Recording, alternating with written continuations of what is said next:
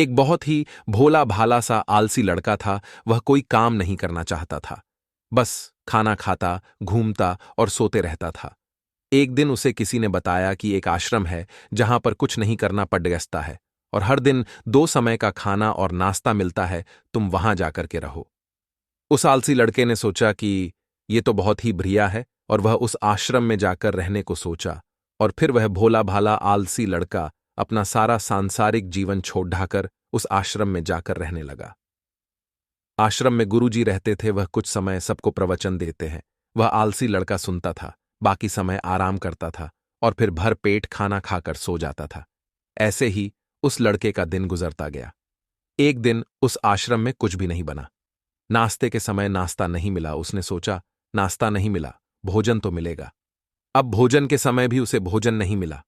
लड़का दौड़ डैच करके गुरुजी के पास गया और उसने पूछा कि आज भोजन क्यों नहीं बना। गुरुजी ने कहा कि बेटा, आज एकादशी है और जितने भी आश्रम के सदस्य हैं उनका उपवास है और तुम्हारा भी आज उपवास है, आज भोजन नहीं बनेगा। वह लड़का आलसी था और उसे भूख भी बहुत लगता था। उसने गुरुजी से बोला कि मैं उपवास नहीं रहूंगा, मुझे भूख लगी है, मैं खाना खाऊंगा। गुरुजी ने बोला, ठीक है, जाओ भंडारे में से सामान लेकर के आओ और आश्रम में नहीं, बाहर ले जाकर के बना लो। लेकिन याद रखना, भोजन बनाने के बाद सबसे पहला भोग भगवान को लगाना और फिर तुम प्रसाद पाना। वह लड़का बोला, ठीक है, और फिर अनाज लेकर नदी की ओर पहुंचा। भोजन पकाने लगा, तैयार हुआ। उसके बाद कहने लगा कि भगवान श्री राम, आइए पधारिए, भोग लगाइए।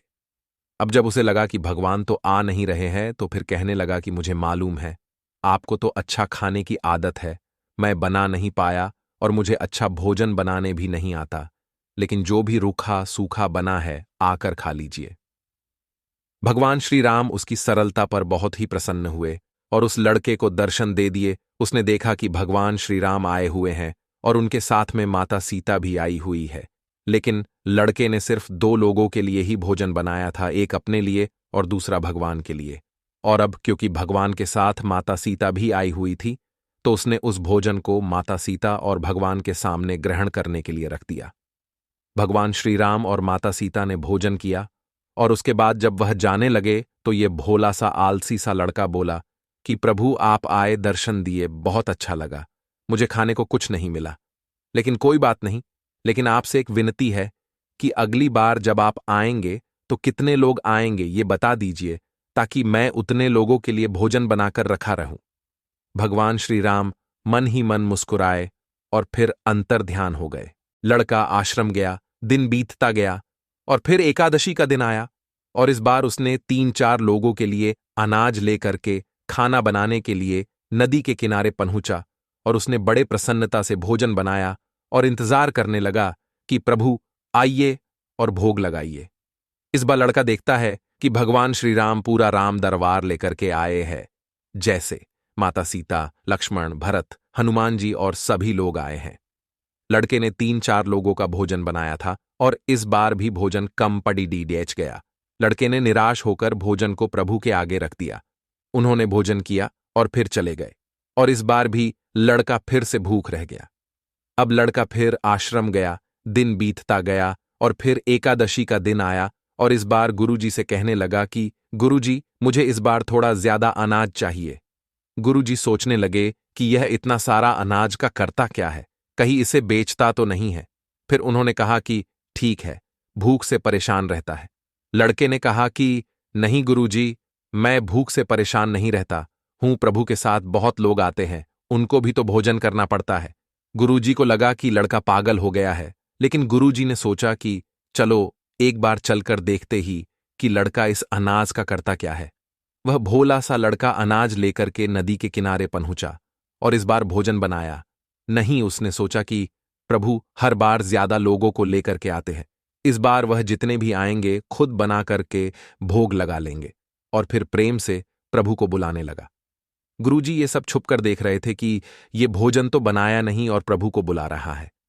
लेकिन लड़के ने देखा कि इस बार प्रभु के साथ बहुत से लोग आए हुए हैं, तो उसने प्रभु के सामने हाथ जोड़ करके कहा कि प्रभु माफ करना, आप बहुत सारे लोग आते हो, मुझे संख्या पता नहीं होती है और मेरी हिम्मत भी नहीं होती है कि इतने सारे लोगों के लिए भोजन बनाऊं। आप स्वयं आइए, बनाइए, खाइए और भोग लगाइए। प्रभु मुस्कुराते हैं और अपने साथ आए सभी लोगों के साथ मिलकर के भोजन बनाते हैं। गुरुजी ये सब छुप करके देखते हैं और फिर लड़के के पास आकर के कहते हैं कि तुम ये कर क्या रहे हो। लड़का कहता है कि गुरुजी, आपको दिख नहीं रहा है कि भगवान श्री राम पधार चुके हैं, मां सीता आई हुई है, हनुमान जी आए हैं और भी सभी लोग आए हुए हैं, भोजन बन रहे हैं। गुरुजी ने बोला कि पागल हो गया है, मुझे तो कोई दिख नहीं रहा है। लड़का गुस्सा हो गया और बोला, प्रभु आप ये क्या कर रहे हो? एक तो मुझे भूखा रखा है और गुरुजी को दर्शन नहीं दे रहे हो। जो मुझे पागल समझ रहे हैं, कृपा करके गुरुजी को दिख जाओ। भगवान बोले, नहीं, मैं इन्हें नहीं दिख सकता। लड़का बोला, क्यों नहीं दिख सकते मेरे? गुरुजी तो बहुत महान है, बहुत बड़े ज्ञानी और झांता है। भगवान बोले, हां, ज्ञानी और झांता होंगे, लेकिन तुम्हारी तरह सरल नहीं है। जो सरलता तुम में है वो तुम्हारे गुरुजी में नहीं है। आज की स्टोरी का खत्म होती है और स्टोरी सुनने के लिए हमारा चैनल सब्सक्राइब करें।